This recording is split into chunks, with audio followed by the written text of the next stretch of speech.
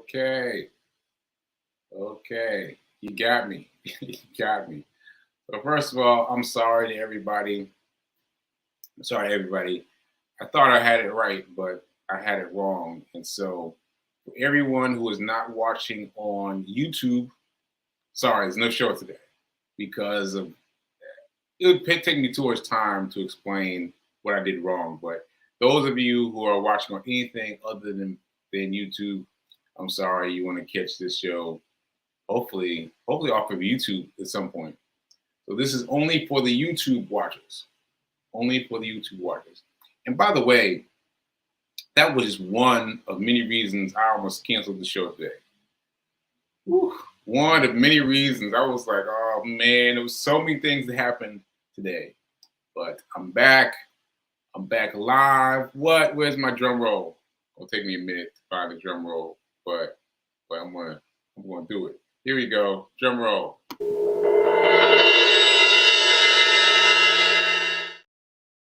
Okay. So we did the drum roll because I'm doing this again. Now here's why. Here's why. Why am I doing this again? Because I ended up talking to a lot of people this weekend. And I say ended up because I didn't go out seeking conversations about whether or not I should have conversations with people about keeping the show on live. But I kept having conversations with people, and those conversations kept on being about the show, or at least could be relatable to the show. And one thing that really stood out to me is you got to be ready for this one. You got to be ready for this one. A friend of mine, see, when he went through something. He went through something when we were working together. And he went through something more significant than I went through with my stroke. And getting feelings from him about my pain portion of this show was really impactful. And it was impactful for him to talk about how important it was for him to hear me talk about my feelings, talk about the pain. Because for him, like let me not give too much of what he went through, but sharing your pain is an intimate step. And he happened to see my video, and he was really surprised because I sent him the video as regard to something else I put in the video. I didn't send him based on the pain, but he said that based on the pain, there's something there. And that gave me the impetus to continue to push forward, because where else am I going to talk about the pain? I don't talk about the pain otherwise. I don't. And so having this venue to talk and to express my pain is really the thing. Now, aside from all that, I'm not comfortable with everything. I'm not comfortable with everything. Everything that I used to be comfortable with, I'm not comfortable with it all. And so there's that to be done too. There's that to be done to get better at being uncomfortable with which I'm clearly uncomfortable. Right. And if I keep on pushing, there will come a day when I will be more comfortable with this. All this stuff that I'll become more comfortable with what I was. See, that was one of those times when my voice didn't catch up with what I wanted to say. So one of those times when what I'm doing here matches what I'm doing inside here, like the difference between what I want to say and what I'm saying is shortened. Like get these two layers to be more like this. Hope that makes sense. Hope that makes sense. Okay, so here we are. Here we are. Let me see if anybody's checked in. Yeah, shout out to Feed King for checking me out. Feed King, I know she's at the gym, so she's checking me out from the gym. So all right. So let's get to the dice. Going to the dice. Going to the dice. Going to the dice. We're going to the dice. Let's see. Yeah. Number three. Number three. Okay, so just a reminder that what I'm talking about in the early part of the show, what I'm talking about in terms of the dice and reminders is I'm trying to get all of us to remember this important quote. It's an important quote. If you only spend, you'll stay poor. Just think about that for a second. If you only spend money, you'll stay poor. Right? That means you get money in, you let it go right back out. You're part of the 63% of Americans who are living paycheck to paycheck. 63% of Americans are living paycheck to paycheck. Right? So let's finish the quote. If you only spend, you'll stay poor. If you only save, you'll stay middle class. But if you want to become wealthy, then you must invest. You must invest. Right? So I just want to unpack that quote and make it slower every time I talk about it on the show, because I realized in watching the show as like someone like you, like just watching my own show, I realized that I was compacting too much information too fast. I was moving through too fast. And so I want to slow it down because these things are important for all of us to understand, right? So 63% of Americans are living paycheck to paycheck. That means that 63% of Americans aren't doing the right things with their paycheck. That means they're just blowing it. They're spending the money on stuff, right? Now that said, those people who are spending the vast majority of their paycheck on savings also incorrect. Now let me be straight with you.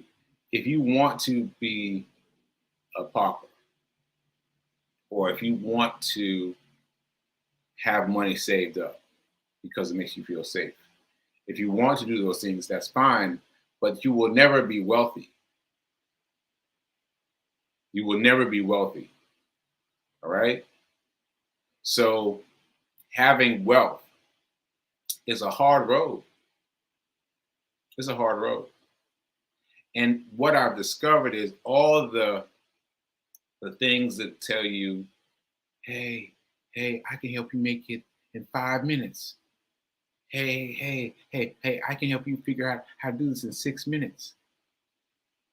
Man, all those things that I used to subscribe to, that I used to believe in, are part of that person's awareness of how to build their own money, like their own pot of gold. Well, it's got nothing to do with you, right? You want to learn how to get rich? Well, We're talking about it. We're talking about it. How to become wealthy. We're talking about it. We're talking about it. But it's slow. It's slow, but but it happens fast. Well, it's slow, but it happens fast. It's slow, but it feels faster because as you learn, things start to happen in your mind. Things start to happen in your mind as you learn. Because the more you learn, the faster your mind expands. I don't know how else to put it. Once your mind expands, once you start listening to other people have conversations and you realize that you're keeping up with the conversation, you're like, hey, wait a minute now. I know what they're talking about. Then you're at another level. Another level. Okay. So having said that, I just really wanted to unpack that plug, that the continuous code. I'm going to give you the code one more time. If you only spend, you'll stay poor. If you only save money, you'll stay middle class. If you want to become wealthy, you must invest. And okay, one more thing. Where else can you invest money that you can find off a die? Where else can you find money to invest off of a die, a dice, right? I mean, we all know investing is a good thing, right? If we want to go invest in the house that's for sale next door, we want to go and invest in apartment building that's being constructed. But the buy-in for those investments are huge. They're huge. You got to have lots of money to be able to buy it. But make no mistake, real estate is the way to go. It's the way to go. But you've got to have a very big buy-in. But the stock market, you can buy in with $3. With $3. Seriously. Because there are sections of the internet that allow you to purchase stocks and buy them in small pieces. Meaning, it's called fractionalizing, but basically, if you find a stock that you want to buy, you can buy it in little pieces, whatever dollar amount you can afford, you can spend on that stock. Buy it and buy it until you own the whole thing, right? And so in that way, you can purchase big stocks. Like with your $3, you can spend $3 on your stock and just spend that much, and eventually you grow to own a whole share. Now, this always brings me to the point where people ask me, well, what do you spend money on? Where do you spend the money, right? And I think what I've decided to do is talk about the one thing, the one thing.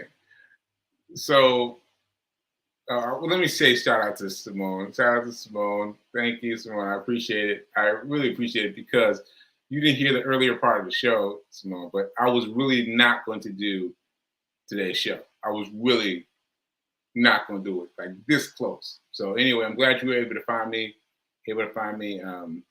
I think you were able to find me on Facebook. Wow. All right, great. Okay, so anyway, what I wanted to say was that I lost my train of thought. You rolled with me, Simone. All right, so let me show this video that I wanted to show. I wanted to show some more of the people that I'm talking about so that you can have a visual image. So this man, I learned about him as he was coming out of football. And he was like, what do I do with all this money? Because he could tell that he and his friends were going out with money and spending it. Like the first part of the quotation right there. Spend the money, get the money, spend the money. 63%, get the money, spend the money. Right. And he's like, well, no, I got to do better than that. And ultimately, he was led to the place of investing,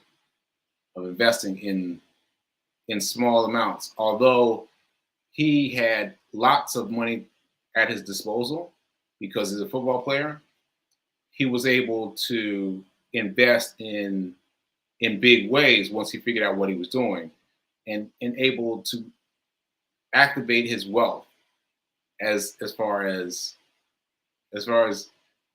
making a difference happen despite his his his despite his failures, not failures, despite the fact that he was going to be losing his wealth, from football, because either you're going to get hurt or you're going to lose your time in the football game. But you've got to invest now. So anyway, I've gave him way too long an intro. Let me just show him right here. Yes. All right. So I'm going to show him very quickly, and then I'll come out. Okay, just hold on 1 second. 1 second. All right, here we go.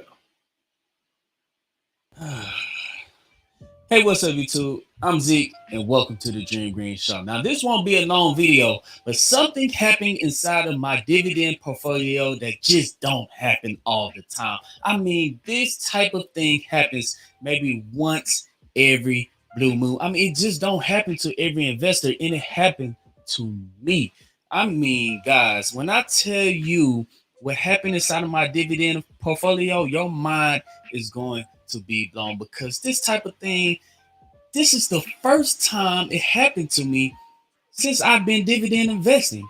And what it is I created money out of thin air. I got a company buying their own shares for me. That's right, guys. I got a company buying their own shares and giving it to me completely free. Now, I know what you guys are wondering. Hey, what are you talking about, Zeke? What are you talking about? That's right, guys. I finally got enough shares of one company inside of my portfolio. This thing on? Hey, I want to show you something real quick, but you're only going to see this once. Okay, Don't skip. Look, it is Monday morning right now. As you can see right here, it's Monday. It's 9:48. Oh, sorry about that. It got me on the ad by mistake. So you saw that he was very excited. And I hope you caught his name so you can look him up later and you can start to build your own investment portfolio mentally. And don't just let Sekou be the person that you're talking to about money. Don't let it just be me. Like, start listening to other voices. And anyway, what he was saying was that he was excited that the stock paid for itself. And that's the easiest way to put it. So let's say you got a guitar, stock, right? You've got stock and guitar. Maybe I should pick an easier one. Anyway, a guitar stock, and he owns enough that when the money will kick out in terms of dividends, right? When the money will kick out with dividends. So just briefly, money kicks out for dividends, like depending upon what they set up. So, and that's entirely up to them. It could be quarterly or monthly or what have you. So let's just assume that this is quarterly stock, right? So four dividend payouts, right? So in the course of that 4 dividend payout, there will have been enough paid out to buy another share of the stock. Right? Did you miss me? So if guitar is paying out, let's say $1 every dividend cycle, right? So that's 4 dividends, $4 per year, right?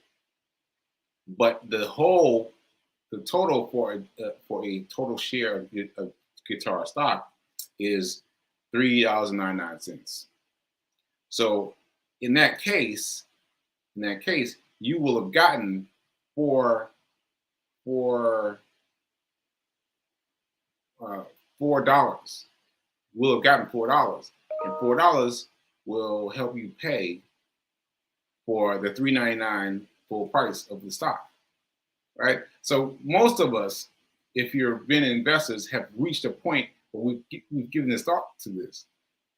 I know I have.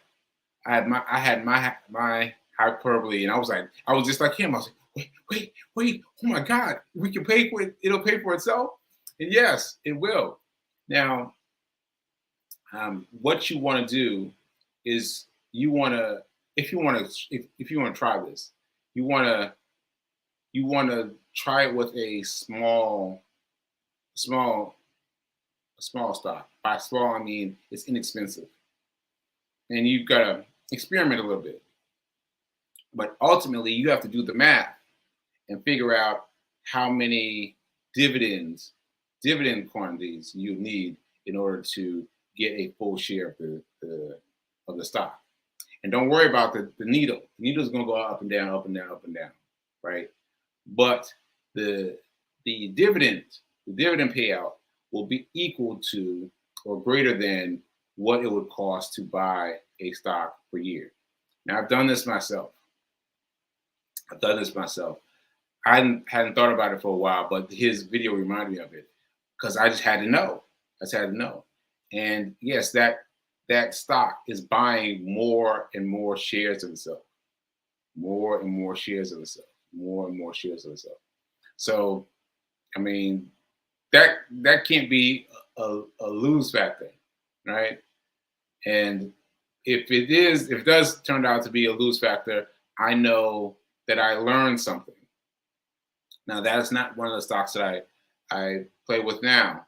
But when I found out about it, when I first had that thought that the stock will buy itself, that really blew me away. So if you're interested, look around for a cheap, inexpensive stock and check to see that it has a dividend payout that is strong enough that it will cover the cost of one share in 1 year. Okay, so I hope that was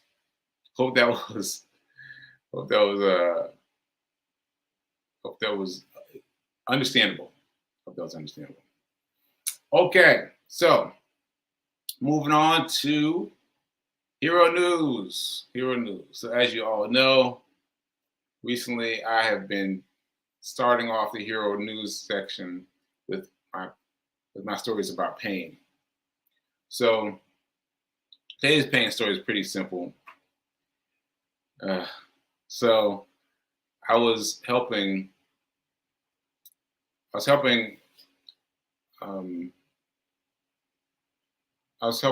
my mom and her friend with a trash bag. That's basically it. I don't know what noise that is, by the way. I don't know what noise that is. I have to figure what that out is later. Sorry for those that have been distracted by it. Okay, so I went and I went to pick up this bag of trash. And I went down to pick up, and immediately my right side said, no, we're not gonna be picking up that trash. And I was like, ooh, and I felt it. And I pulled back up and I tried it again. Still couldn't do it. And the energy, I mean, my right side of my body is always at a small sense of pain. But sometimes, like this time, it sparks. It sparks a lot. And so it sparked a lot. And I was like, ooh, I'm gonna have to try to get this bag some other kind of way. And they were making noises about, get it some other kind of way. But I was just trying to figure it out. Just figure it out. And I try to do things with my right side as often as possible because that's the side that hurts. That's the side that's not fulfilled yet.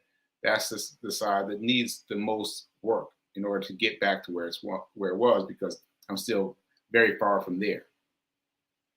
So this time I had to shift. I was like, all right, I've got to get this with my left hand. And ultimately, I decided to walk it to the trash can rather than take a ride to the trash can via the car and then easily throw it out. So I did the hardest thing. I did the hardest thing with the trash bag because I wanted to fight back immediately. And that was the best way I could think of it, you know. So that was one of those things about pain. Like with this pain, you never know when it's gonna flare. You never know when it's gonna flare. You think it's like Tuesday comes after Monday, right? And so Tuesday comes after Monday, so I should be better on Tuesday. But it's not like that. It's not like that. Matter of fact, I made it to 9 days. 9 days. 9 days of habitual running. I ran for a mile a day for 9 consecutive days. 9 consecutive days. 9 consecutive days. A mile. What do you think I did on day 10? I didn't make it. I was looking forward to being able to say, oh, I made it to number 10, but I just didn't have it in me. And being okay with that has to be my biggest goal, right? I've got to be okay with the fact that, hey, I got to try again. And hopefully next time I'll do better. But I did 9 days though. I'm very happy with myself about that. And next time, maybe I'll break 10. Maybe I'll break 10 next time. All right. Okay. So I think that's it for today. Just a reminder that the pain that I experience is random, and there is no predicting it. And so some days are better than others, and sometimes they're better than others. But I'm choosing to do the worst things I can do today. Worst in that I'm choosing to do this show. So I'm gonna keep at it. If you guys continue to watch it, I thank you. All right. So, anything else that I want to talk about? Well, I think there was something else I want to talk about, but I feel tired. I feel tired after all the talk about the pain. So I'm gonna sign out, and we'll see you here tomorrow. Hopefully we'll get it right so that everyone can see it off of Facebook. And all right, I'll see you later. Keep doing. Be your own hero. And remember that now is better than perfect. And I'll see you later. There you go. See you later.